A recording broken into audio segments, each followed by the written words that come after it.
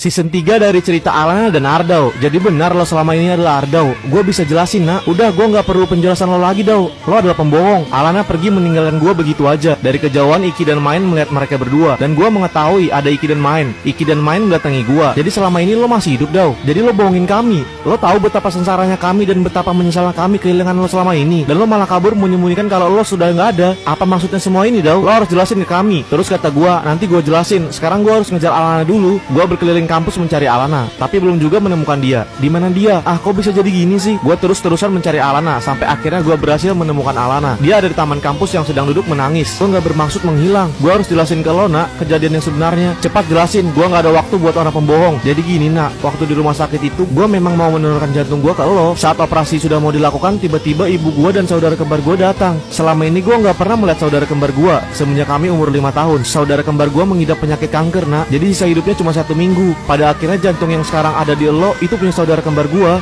Gue diminta ibu gua untuk gak memberitahukannya kepada siapapun, dan gue diminta untuk meneruskan sekolahnya saudara gua yang ada di luar negeri. Itu adalah permintaan terakhir saudara kembar gua. Bukan gua menghilang nak. Saat itu gue sudah memberi surat dan menitipkannya ke Andre. Mungkin Andre nggak memberikan surat itu ke lo nak. Gue juga salah malah menitipkan surat itu ke Andre karena gue nggak ada waktu lagi waktu itu. Karena pesawat gue udah mau terbang. Maafin gue nak. Jadi itu adalah cerita yang sebenarnya dan gue mau memberitahukan yang sebenarnya. Tapi gue malah berpikir untuk sementara seperti ini dulu, dan pada akhirnya lo malah mengetahuinya sendiri nak. Jadi maafin gue ya nak. Alana cuma diam dan terpaku mendengar penjelasan gue. Kata dia, jadi selama ini yang nyelamatin gue adalah saudara kembar lo. Di mana kuburannya? Kuburannya adalah yang lo datangi waktu itu nak. Sebelumnya gue ada di sana dan tiba-tiba kalian datang. Gue langsung kabur karena refleks. Kata Alana, kenapa lo kabur pada saat itu? Karena waktu itu nggak pas nak. Gue mau memberitahukannya pada saat waktu yang pas dan cuma kita berdua. Terus kata Alana, untuk saat ini gue belum bisa memaafkan lo Dao. Kasih gue waktu untuk memikirkan ini. Alana langsung pergi begitu aja dan gue hanya bisa terdiam atas perlakuan Alana yang belum bisa memaafkan gue. Gue yang salah karena nggak memberitahukannya sejak awal. Gue langsung mencari dua bocil Iki dan Mahen karena gue udah kangen banget sama mereka. Gue mencari mereka dan langsung memeluknya, tapi pelukan gue malah ditepis oleh mereka. Jelaskan dulu gimana lo masih bisa hidup. Jadi gue jelaskanlah semuanya dari awal sampai akhir. Begitu ceritanya. Jadi kalian mau kan maafin gue? Terus kata Iki dan Mahen, oke, karena lo masih hidup kami mau memaafkan lo. Dan mereka langsung memeluk gue dan berkata, wah gila, gue nggak nyangka kalau lo masih hidup Dao. Terus kata Iki, bentar. Jadi waktu gue ke rumah lo Dao yang nimpuk gue sampai pingsan. Hehehe, iya Ki, sakit ya? Kayaknya enggak deh, kan lo langsung pingsan. Gue langsung ditimpuk sama Iki. Tega bener lo begitu sama gue Dao. Ya mau gimana lagi? Gue bingung, masa iya gue harus nunjukin diri ke lo? Ntar lo nya malah pingsan mikir gue adalah hantu lagi.